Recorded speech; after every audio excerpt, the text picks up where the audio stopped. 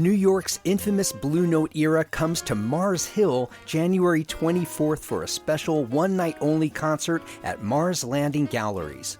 Civil Disobedience is a project bowing to the politically conscious underground jazz of 1960s New York City. You'll hear music from progressive composers such as Bobby Hutcherson, Jackie McLean, Stanley Cowell, Howard Land, Joe Chambers, and James Spaulding. Much of their music wasn't released on record till decades later, and you can hear New York musicians performing it live January 24th. Seating is intimate and limited, but Mars Landing Galleries will give you a break on the ticketing fees when you use the code OVERLOOK24 at checkout. That's OVERLOOK with all caps. For tickets and details, go to marslandinggalleries.com. I am a maker, a builder, a baker, although sometimes my messes are all that you'll find. I'll tell a story, both true and allegory. Oh, the process is precious, so it takes up all my time. The Asheville Police Department hasn't had a homegrown chief in 20 years. Local native Mike Lamb hopes that changes. In December, city officials named him the interim chief with the sudden retirement of Chief David Zack. Lamb grew up in Asheville and has been on the force since 1997. I remember when I made lieutenant in 2016, I thought, I'm good here as lieutenant.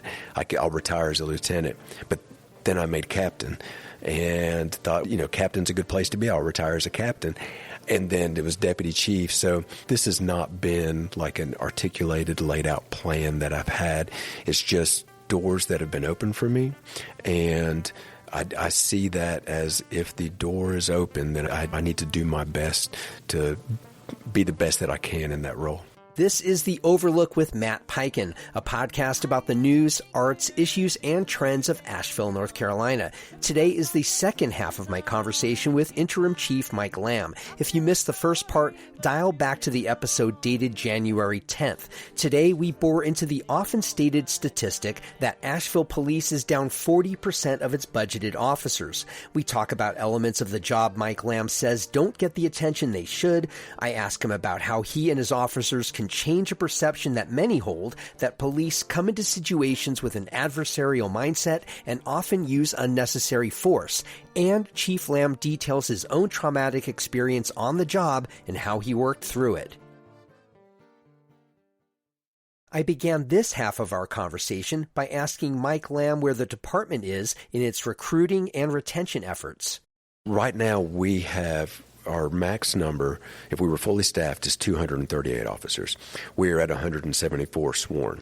Now, that 174 does not account for officers that are out on sick leave, officers that are out on maternity or paternity leave, officers that are on military duty, officers that are out on vacation or in training. So whenever you factor those numbers in, we've stayed at an average of about 38 to 40%. And we're currently, I think, 38%. Okay, so a max of 238. We have about 174 officers active right now, so down about 60 officers, 64 officers. I guess that would be actually only about, in the quick math on this, only about 25% down, 25 to 30% down.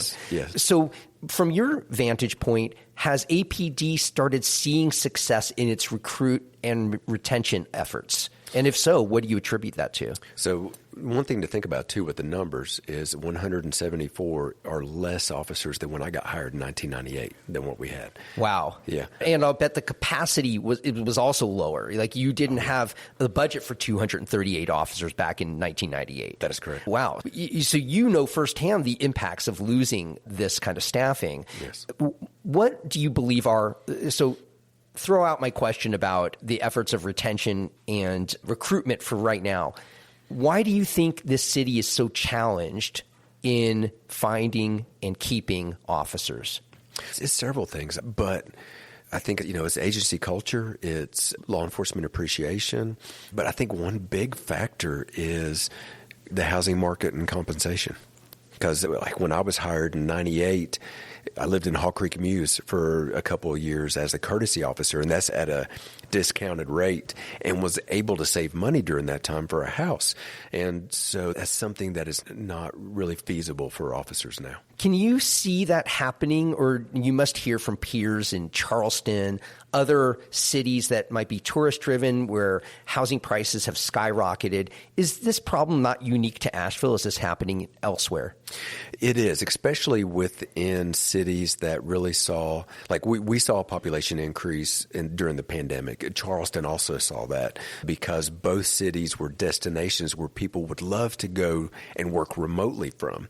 And so we saw both of those. And then the housing market has increased so much in both locations that we only have 5 officers that have homes in the city of Asheville, and that really affects the sense of community that's there as well. That's crazy that only 5 of your 174 active duty officers live in this city. Yes. Now, we have a few that live in apartments in the city. Oh, but have homes. But have homes. Homeowners. When you have a home and you have kids in that home and you're within the school system and you're going to the same grocery stores, your kids are playing sports together, that's something that I think that we're missing as a community of Asheville because so many live in Henderson County, Haywood County, McDowell County, Madison County, and then even some as far as Yancey and Mitchell County, and they drive here. Now, even though you still have the interim on your title, have you had conversations with City Council and Mayor Mannheimer, City Manager Deborah Campbell, about what is possible in terms of significantly raising the pay of police officers, both for the element of recruiting and to allow our officers to live in this city, have a decent living and afford a home? Have you had these conversations with them? Yeah, and thankfully, Chief Zack started those conversations in 2020, 2021. So it's something that we're continuing to work on with the city manager and city council. They have been open and receptive to the suggestions, and we were able to work within the budget cycle as well to propose numbers, different things. I think healthcare after retirement will help, especially with laterals, because if we can get lateral hires in from the state of North Carolina, they can go through a very short training phase and be on the streets in a short amount of time. When you're saying lateral hires, meaning people who might have been hired in Winston-Salem or Charlotte or elsewhere who work there, hiring them in Asheville and then not having to go through all the steps, you're saying? Exactly. They wouldn't have to go through the basic school to get certified, and they would go through a short field training phase before they're able to get out and help with answering calls. You said Chief Zack started these conversations back in 2021, and I imagine there are certain other things and strategies around recruitment and retention. What kind of things are happening now that weren't even happening just a few years ago? Yeah, so we have a certain hiring bonus for brand new officers. I think it's $3,500 if I remember correctly, and then $5,000 for lateral officers. Our best recruiters are officers because other officers will call and ask and seek out, like, how's the culture at APD? How's it working within Asheville? And so we have an incentive for our officers if they refer somebody to be hired by the police department, a financial incentive there. I think that one element that we're missing is that community participation in recruiting, because it's if you have a friend, a family member, a schoolmate, whoever who you think would be a great police officer or would be interested in law enforcement, getting them to be interested in staying here within the community, or even if somebody knows somebody in another city or somewhere that's interested, is saying, hey, consider Asheville. It's a great agency. You alluded a little bit ago to at least a perception of policing from the outside as one of the deterrents, one of the hard things to overcome in terms of finding police officers.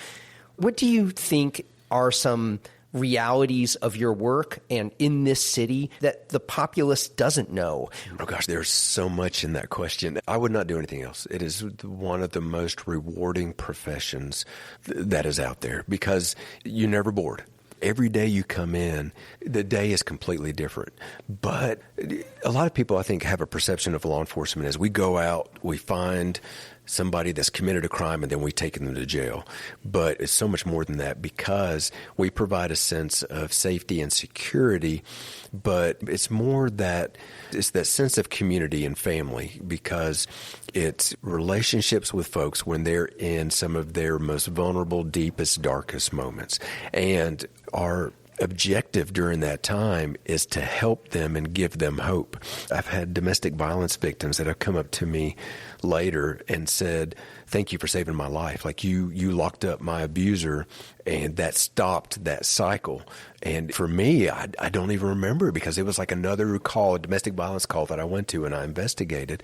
And then I've had folks that have struggled with addiction that have came up to me and they've said, "You were the only one that held me accountable for my addiction, and I was in a bad place and I needed to stop, but I wasn't going to get the help on my own." I don't think arresting people for addiction is the answer to everyone, but sometimes that helps people to get off that cycle. You're getting to a question that just occurred to me as you were talking about this. When Chief Zack was sitting in that chair last year, without naming specific agencies, specific names, he was indicting some of the local partners for not doing enough, some of the nonprofit agencies for being almost enemies to the police or running as a counter to police in a sense. Do you agree with that? He said, we need partners to step up, and some people just are not stepping up, who are in this community, who are tasked with and charged with helping certain segments of the community, whether it's the homeless, the addicted, other constituents. Where's your assessment in terms of community partners stepping up to partner with APD in these efforts? So, I don't think it's that simple, because I really believe that when people are motivated to do something, that their heart's in the right place. There's folks that I know and have relationships with that don't like police. They believe that police should be abolished. However, I can still have a conversation with them about it. And I know what they're doing is because they want to help people. And there's different viewpoints and different philosophies behind that. What I don't like is intentionally misleading folks and painting a different narrative than what is reality. Speak specifically to that. What things have been said that, in your eyes, have vilified police unfairly? I think there's general statements of the ACAB, the all cops are bastards. When I was downtown, when I was on a call, having folks yell out obscenities to you, yell out threats. Probably the most hurtful thing that I heard was during one of the marches, a young man came up to me and he said, "Cops that commit suicide, they do it a lot. They should do it more."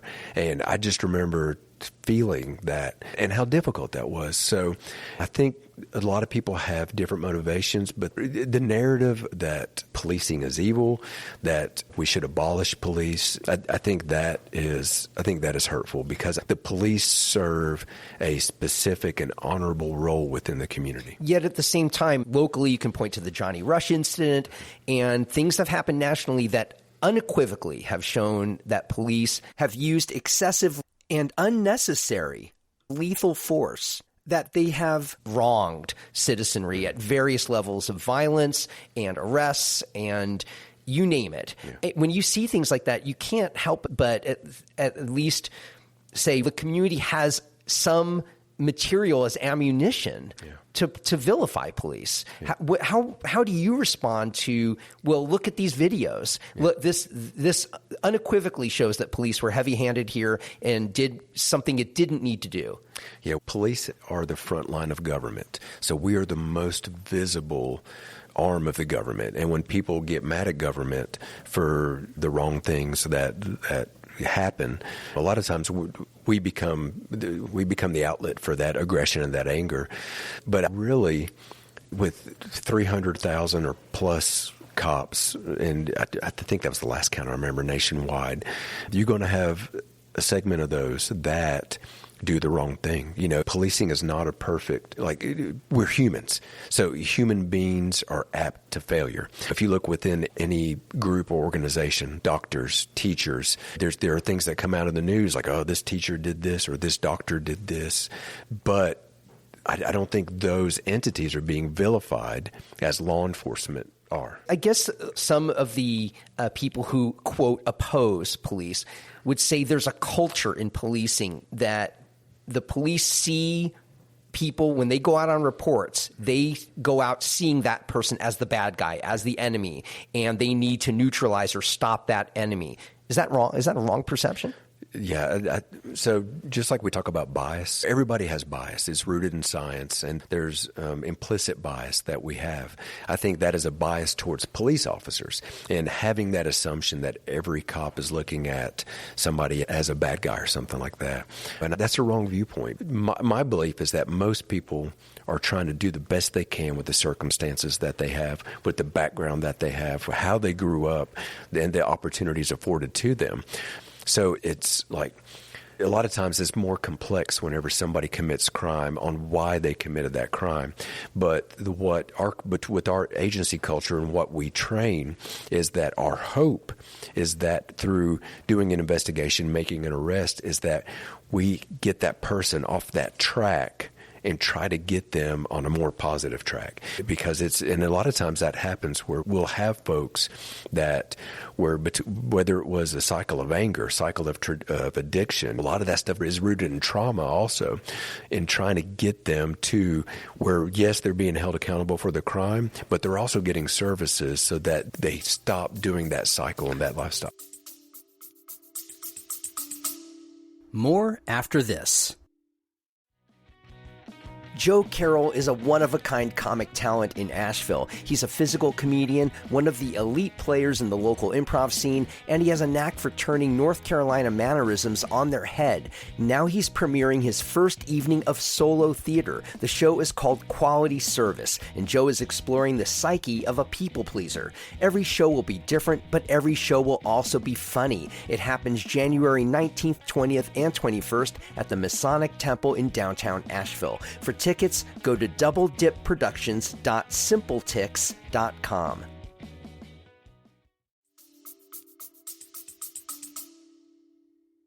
I don't imagine that these kinds of things you're talking about were in the conversation in the late 90s, early 2000s in the way that they are now.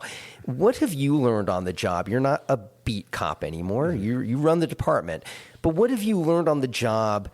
What are you doing differently now as a police officer than you were doing, say, 15, 20 years ago yourself? How do you approach the job day to day differently than you did back then?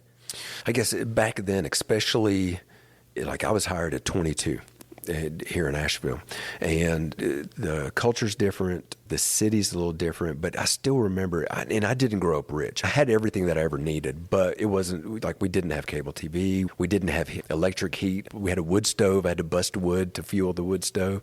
But I remember being in Pisgah apartments and seeing a toddler playing on a front porch of one of the apartments, and then like a rat come up on the stoop and then run across. And this was 1998. But I remember even being from Asheville, not being aware that there was a certain level of poverty within the city. So having that understanding of there has to be compassion in policing.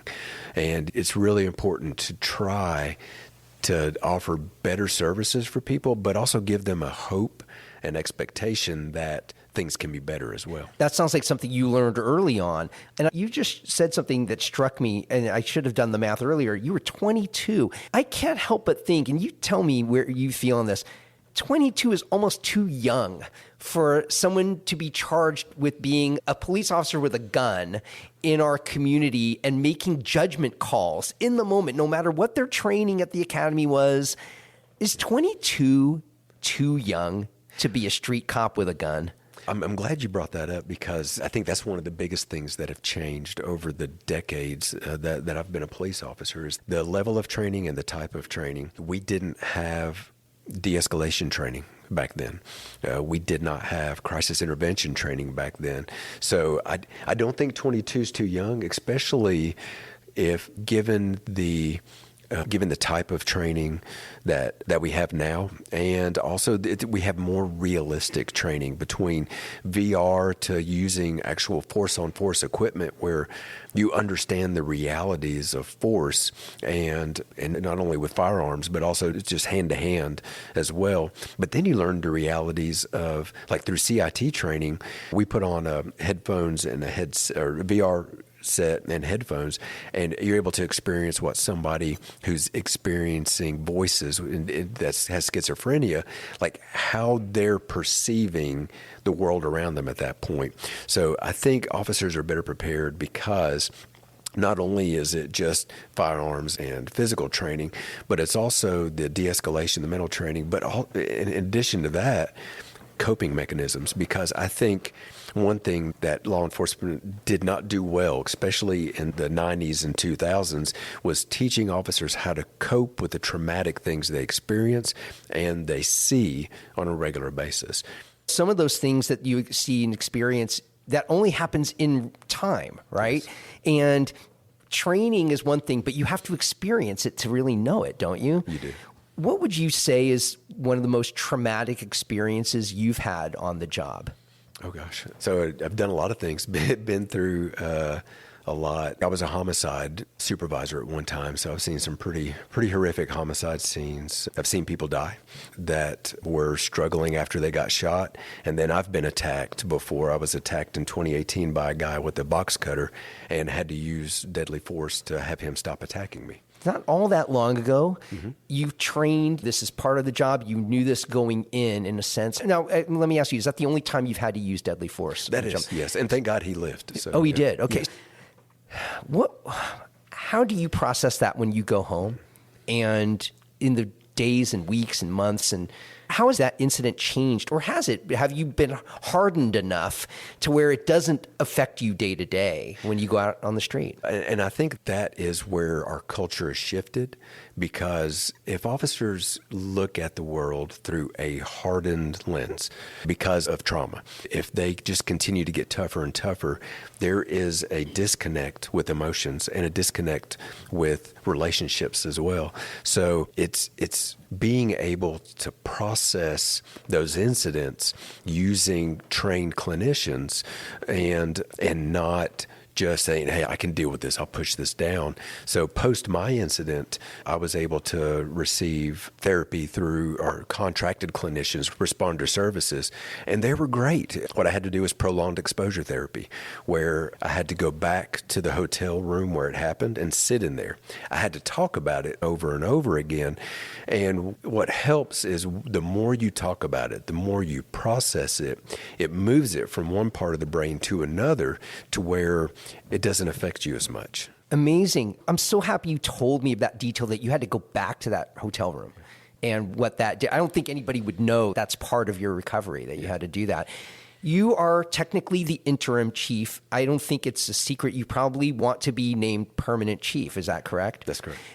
Did you ever want to be permanent chief before? Did you ever apply for the openings and were not considered, or were you interviewed and then not move forward? What happened previously? Yeah, no. Whenever I was hired at 22, we would be asked questions about what is your goal within the Asheville Police Department.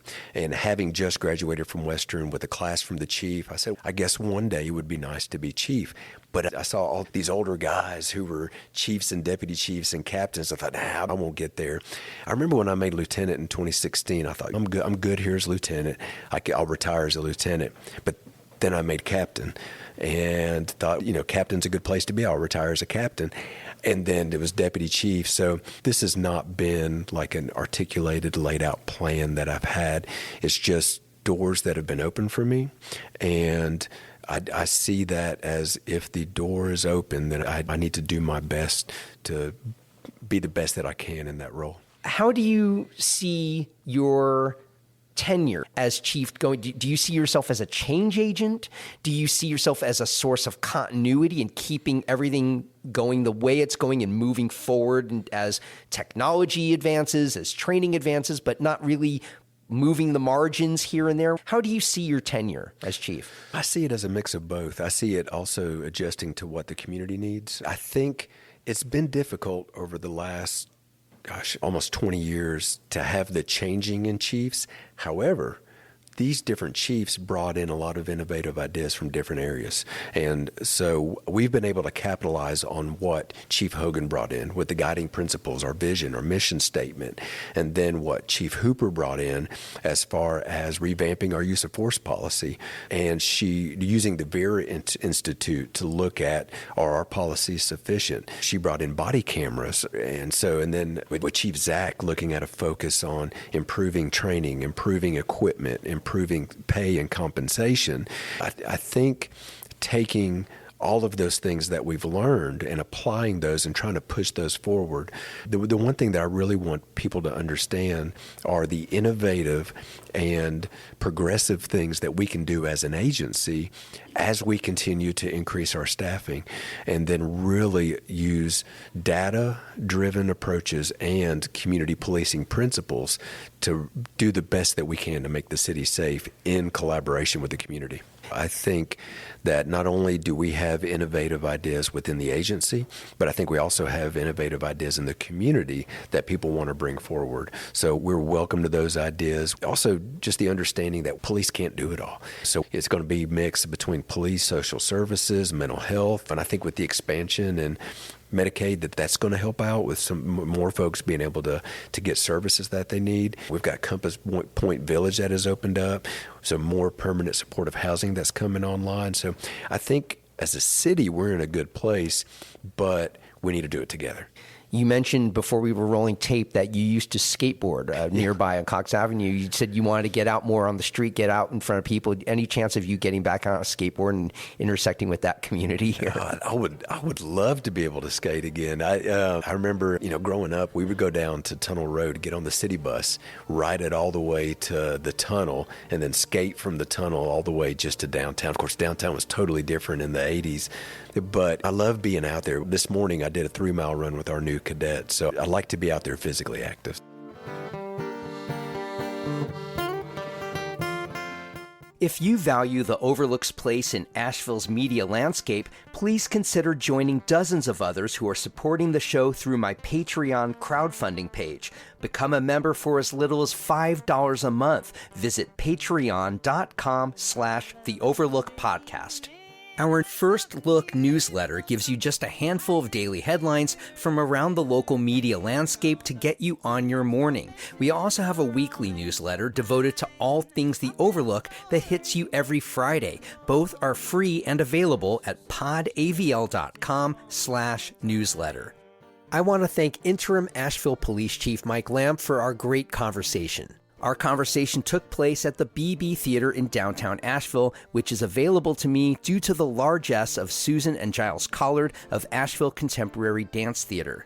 The theme song for The Overlook, Maker's Song, comes to us courtesy of the Asheville duo The Resonant Rogues. The Overlook is a production of Podcast Asheville. New episodes come out every Monday, Wednesday, and Friday wherever you get your podcasts. You can find us on any social media channel at AVL Overlook. And I'll see you on the next episode of The Overlook with Matt Piken. Curious how the word y'all has conquered the English-speaking world? Ever wonder why there are so many dollar stores and what they mean to the American landscape?